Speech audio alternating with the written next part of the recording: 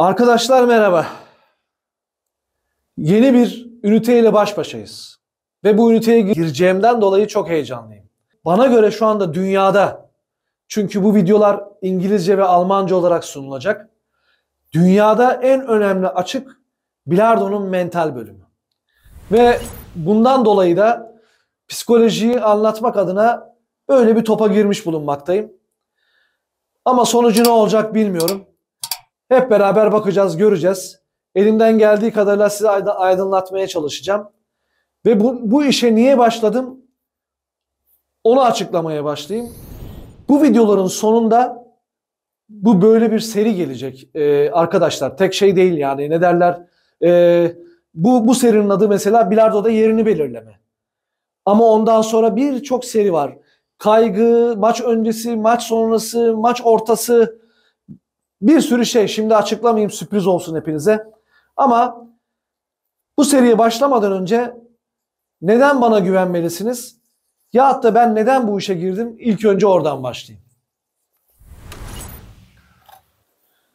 Yaklaşık 30 yıldan beri bilardo oynuyorum. Bunun 12 yılı Türkiye, 18 yılı da profesyonel anlamda Hollanda ve Almanya'da devam ediyorum aktif bilardo hayatıma. Eğer hesaplarsanız 30 yıl 7 tane 4 yıllık üniversite, 2 yıllık da bir üniversiteye tekamül ediyor ki bu da çok torbada birikmiş bir sürü tecrübe, bir sürü yaşanmışlık manasına geliyor. Bunun akabinde A lisanslı antrenörlük. Bunun akabinde maalesef yarıda bırakma, hayat şartlarından dolayı çok üzgünüm ama yarıda bırakmak zorunda kaldığım üniversitenin psikoloji bölümünü yarıda bıraktım ve maalesef hayat öyle gelişti benim için. Ama şunu söyleyebilirim, bilardoda kendimi eğitmeye ve yetiştirmeye yetti. Ama son zamanlara baktığımda etrafımda birçok insana dokunmaya başladığımı hissettim. Bir sürü sorular gelmeye başladı. Etrafımdaki bilardocundan usta bunu nasıl çözebilirim? Usta böyle böyle yaptığımda kafam algılamıyor. Yok stresim var. Ve yardım etmeye başladığımı hissettim. Ve bu işten zevk aldım arkadaşım. O zaman dedim şöyle yapayım. Ben bu işi dünyaya yayayım. Neden dünyaya yayayım biliyor musunuz? Zaten bilardoda alanlar almış, yürüyenler yürümüş. Benim derdim o değil. Şunu bir bilin. Benim derdim ne biliyor musunuz? Sadece bir kişinin kalbine dokunmak. Eğer bir genci bunca süresi, yani 30 yıllık süreyi hem psikolojik manada hem bütün mental manada bir parça sıçratsam, sonuçta baktığımda benim kalbimi beslediğini hissettim ve mutlu olduğumu hissettim. Ve bu işi yapacağım arkadaşlar.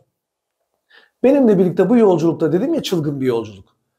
Zannediyorum bu psikoloji bölümünü, bu seriyi izledikten sonra ve bilardoda neyi göreceksiniz biliyor musunuz? Hayatına dair her şeyin olduğunu göreceksiniz. Çünkü hepsi bu. Bir yaşam, bir hayat bu, bir aşk. Ve beraber çıkacağız bu yolculuğa.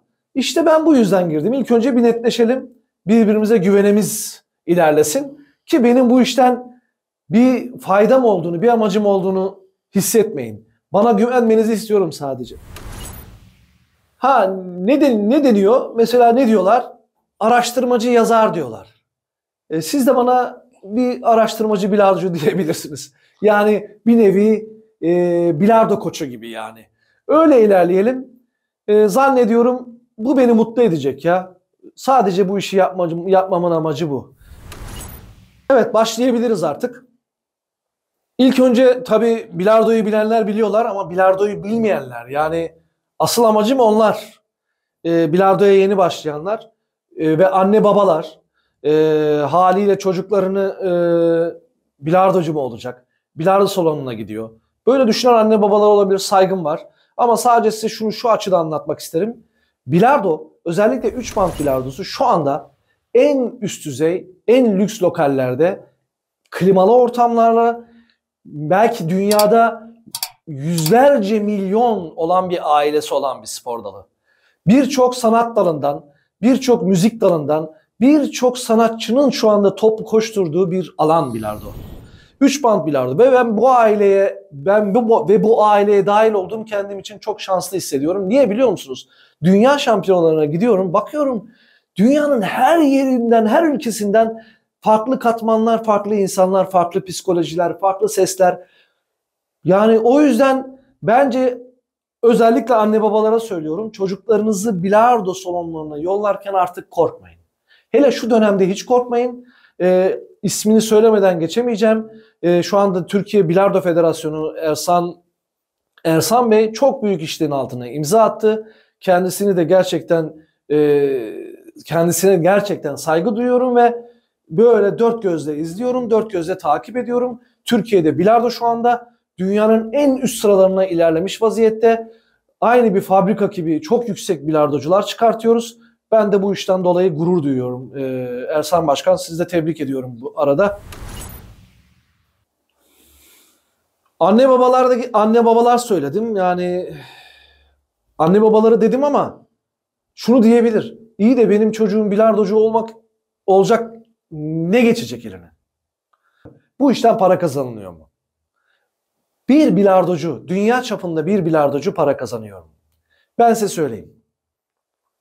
Belli bir seviyeye geldikten sonra eğer liglerde oynuyorsanız liglerden size maç başı para veriyorlar.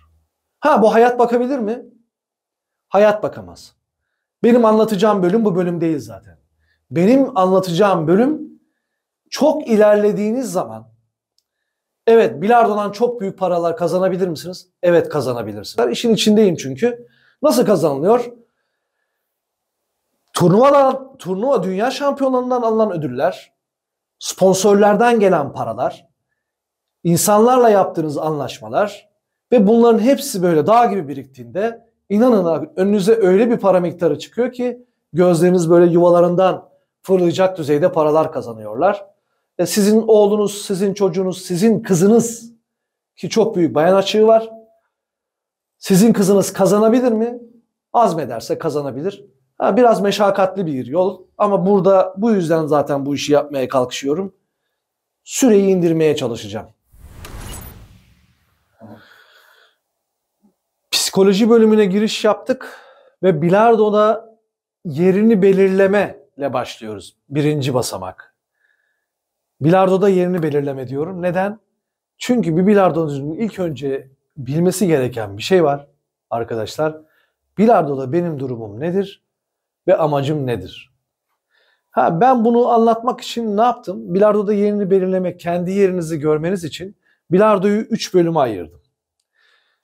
Birinci bölüm 0-700 ile 1 arası. İkinci bölüm 1 ile 1-400 arası. Üçüncü bölümde şampiyon kafası. Şimdi tabii durmadan ben böyle terimler kullanıyorum. 0-700 ile 1 arası, şununla bu arası. Bu neye tekamül ediyor biliyor musunuz? Ne anlama geliyor? Yani 10 atışta 8 yaparsanız, 8 sayı yaparsanız, 10 kere vurduktan sonra 8 sayı yaparsanız ona 0-800 deniyor. Eğer 10 atışta 14 yaparsanız ona 1-400 deniyor ki arada 6 tane sayı fark gibi görünse de inanın ben size bir şey söyleyeyim, arada tam 20 yıl var. Yani bir de 1-400 ile yani 10 atışta da 20 yaparsanız, ki şu anda dünya ortalaması, yani dünyanın en iyileri şu anda bu okyanuslarda yüzüyorlar.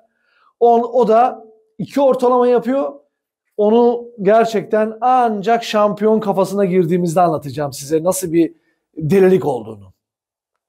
Şimdi 3 bölüme ayırdık ve bunu anladınız. 0-700 dedim, 0-700 ile 1 arası dedim. 1 ile 1-400 arası dedim. O ötekisine de şampiyon kafası dedim. Şimdi biz ilk önce 0-700 ile 1 arasına bakalım. 0-700 ile 1 arası ne yapar? 0-700 ile 1 arası şunu yapar. Bu insanlar iyi ki varlar. Onları da çok seviyorum. En sevdiğim bölüm o bölüm. Çünkü bu adamların şeyleri yok, biliyor musunuz? Hani kaprisleri yok, ne bileyim gösterişleri, riyaları, şunları bunları yok. Bunlar rahat adamlar. Haftada bir gelir, 2 gün gelirler, bilardo oynarlar. İşlerinden ancak vakit bulurlar. Belki haftada 1-2 saat antrenman yapabilirler. Bu adamlar bilardo salonlarımızı, öyle diyebilirim, bilardo salonlarımızın müdavimleri. Allah bu adamları eksik etmesin. Ben sadece onu söylüyorum. İyi ki varlar. Onların hepsinin altına da imza atıyorum. En sevdiğim bölüm o bölüm. Bir de 1 ile 1-400 arası var ki 1 ile 1-400 arası nasıl sağlanır? 1 ile 1.400 arası şöyle sağlanır. Onları ileriki adımlarda anlatacağım ama sadece şunu söyleyebilirim. Adam şunu diyebilir. Ben 1 ile 1.400 arası oynuyorum. Acaba benden şampiyon olur mu? Bu adam ne yapabilir biliyor musunuz? 1 ile eğer 1.400 arasıysa evet, yurt dışında liglerde oynayabilir. Türkiye şampiyonalarında bilardo oynayabilir. Bu adam buralardan belki ufak tefek paralar kazanabilir mi? Kazanabilir. Ama eğer burada kalırsa ben size bir şey söyleyeyim mi? Hayatını ziyan eder. Yani çok büyük gerçekçi bakması lazım kendine. Yani ben ne yapmak istiyorum? Gerçekten üst katmanlarda bir şampiyon olmak mı istiyorum? Ya bir milli takım oyuncusu mu olmak istiyorum? Ya da ben sadece gideyim 1 ile 1.400 arası. Belki bana bir fırsat çıkar. Gider yurt dışında liglerde oynarım. Oradan para kazanırım. Buradan sponsorlar kazanmaya çalışırım. Ama bu adam hayatını ben size söyleyeyim. Yüzlerce insan tanıyorum arkadaşlar. Yüzlerce hayatlarını mahvettiler. Evlenemediler. Çoluklarını çocukları olmadı. Yuvalarını kuramadılar. Bu tercih meselesi. Sana ne diyebilirsiniz? Ben genel kapsamda dairede konuşuyorum. Ya bu işin ortası yok. Bakın ben size söyleyeyim. Ya benim dediğim bölüm 0-700 ile 1 arası olup kafanıza göre takılacaksınız. Gırgır şamata. Ya hatta şampiyon olacaksınız.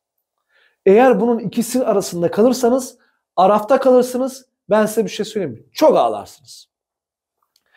Şimdi geldim asıl anlatmam gereken yere. Neden gerçekçi olmamız lazım? Oraya da şuradan başlayacağım. Evet, neden gerçekçi olmalıyız? Size bir şey söyleyeyim mi? Bu sadece bilardo için değil. Dediğim gibi psikoloji bölümünü yarıda bırakmak zorunda kaldım. Ama kendimi geliştirmek adına inanın birçok kitap okudum. Bana ne kazandırdı? Bana ne kazandırdı biliyor musunuz? İşte şu anda size konuşacağım şeyleri kazandırdı. Yani o kadar kitabı bir araya koysanız muhakkak benim ekstralarımı muhakkak bulabilirsiniz tabii ki. Ama boşa zaman kaybetmiş olursunuz. Niye biliyor musunuz? Kitap okuyun, kitap okumak çok güzel bir şey. Ama aralarından böyle cımbızla bilardoya dair şeyi sizin adınıza çektiğime inanıyorum. Ve bunu böyle size servis ettiğime inanıyorum. İlk önce ilk önce şu anda ne iş yaparsanız yapın fark etmez. Hangi kariyerde giderseniz gidin fark etmez. İlk önce insanın, ben yapıyorum siz de yapın bakın. Sabahları kalkıyorsunuz, elinizi yüzünüzü yıkıyorsunuz ya. Aynanın karşısına geçin, şöyle bir bakın ya gözünüzün içine. Söyleyin bana, hanginiz bakıyor? Şöyle tam gözünün tam içine hanginiz bakıyor arkadaşım? Bakın. Özellikle şu anda tabii ben bilardocularla bahsettiğim için bilardocudan bahsediyorum. Bilardocu olarak bakın ve deyin ki kendinize öz eleştiri yapın. Ben kimim? Ve nereye gitmek istiyorum? Dünyaca ünlü bir bilardocu olmak mı istiyorum? Ve bunun için yanıma hangi silahları almam lazım? Birinci şık. İlk önce kendinin insanla barışık olması lazım. İnsanın kendisiyle barışık olmadan bu yolda inanın gitme şansı yok. Bir kere bütün ağırlıklarınızı atmanız lazım. Söyleyeyim mi size hangi ağırlıklarınız? Cem Yılmaz'dan dinlemiştim, çok hoşuma gitmişti. Valla şu Türkler demişti, bizler demişti. Yani üstümüzdeki ağırlıkları artsak insan zannediyor ki kiloları, elbiseleri. Değil ya. Bak neye atmanız lazım biliyor musun? Bir kere kibiriniz varsa ondan bir sıyrılmanız lazım. Kibirli adam şampiyon olamaz. Usta var. İstisnalar kaideyi bozmaz. Ben size söyleyeyim, parmakların adedi kadar az. Ben şu anda bu konuda ukalalık yaparım. Tam 17 yıldır bu yurt dışı camiasının içindeyim. Hollanda, Danimarka, Belçika, Almanya, hepsinde böyle yüzlerce bilardoyu inceliyorum. Alanım olduğu için bakıyorum insanların mimiklerine, hareketlerine. Kibirli olanlar bu işi yapamıyor. Bir yere geliyor ama şampiyon olamıyor. Ortalarda kalıyor. Niye biliyor musunuz?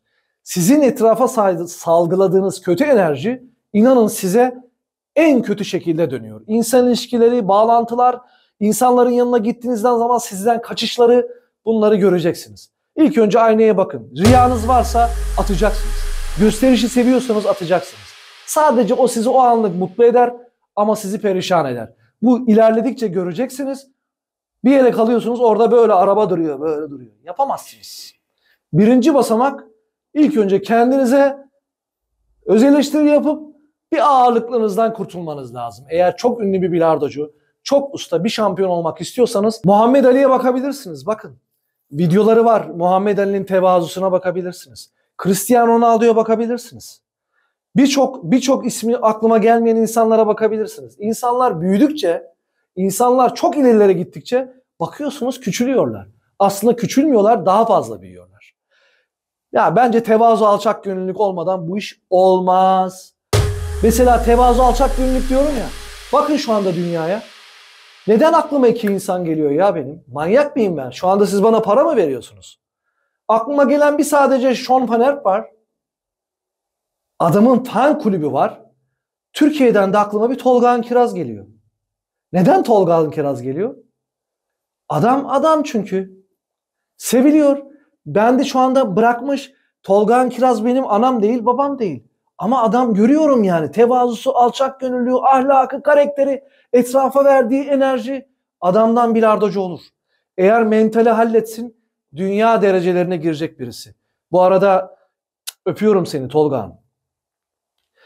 Birinci şık bu arkadaşlar. İkinci şık. Elinize bir kağıt kalem alın. Sorabilirsin, usta sen yaptın mı? İnanın var ya, her yıl check ediyorum kendimi. Şöyle hayatınızda size önemli gelen 5 şeyi sıralayın. Birinci sıraya kimisi Tanrı'yı koyar, kimisi anneyi koyar, kimisi babası koyar, kimisi sevgilisini koyar. Böyle bir sıralayın. İlk 5'iniz ne? Size bir şey söyleyeyim mi? Eğer siz şampiyon olacaksanız, bu benim bakış açım. Birinci sıraya bilardo gelmeden olamazsınız. Siz masaya oturduğunuzda kuru fasulye pilav yerken eğer gözünüzde o çatalları, o ekmekleri, gerçekten abartmıyorum, inanın kafayı yemiş demeyin. Beni anlayacak bilardocular.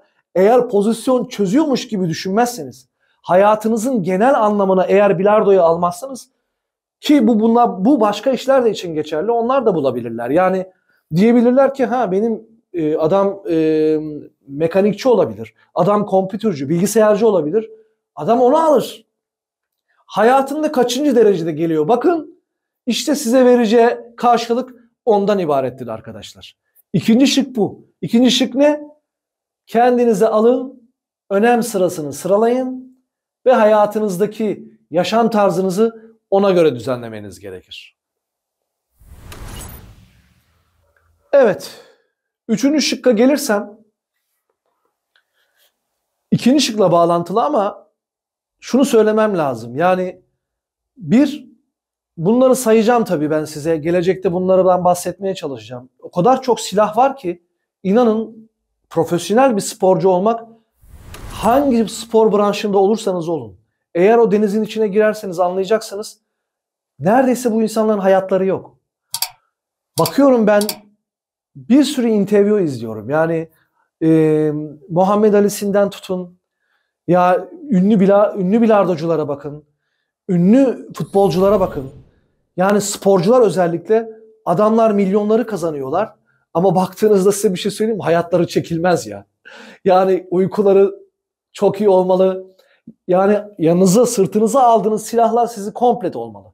Disiplin, özveri, pes etmeme, sürekli tekrar, antrenman. Bunları ben hepsini gireceğim, tek tek anlatacağım, bölüm bölüm.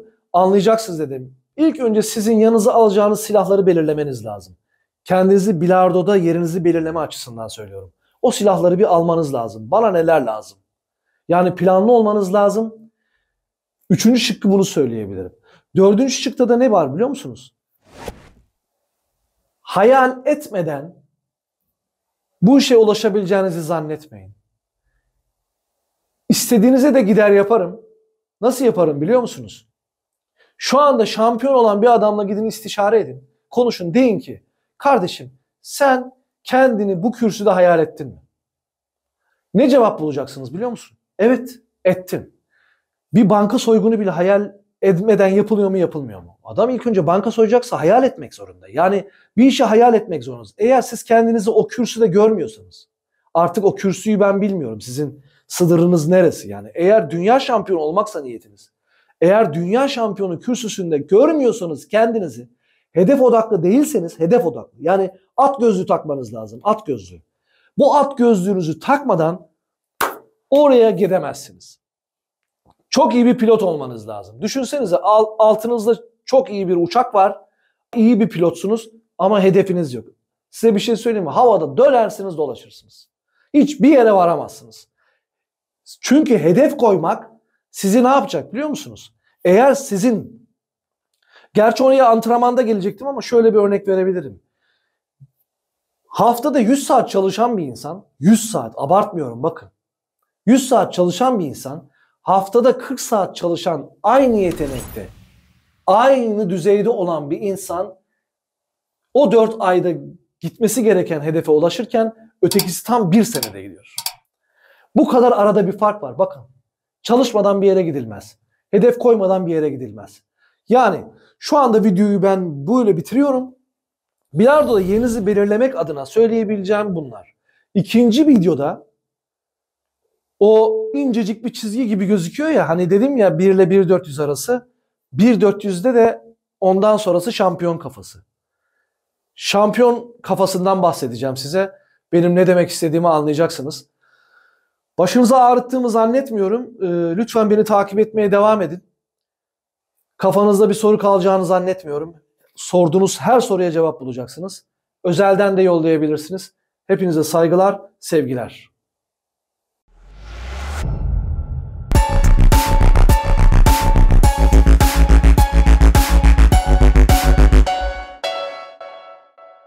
Disiplin, istikamet, kararlılık, sabırla bilardonuzu en üst düzeye taşımak adına benimle çılgın bir yolculuğa çıkmak istiyorsanız kanalıma abone olmayı unutmayın.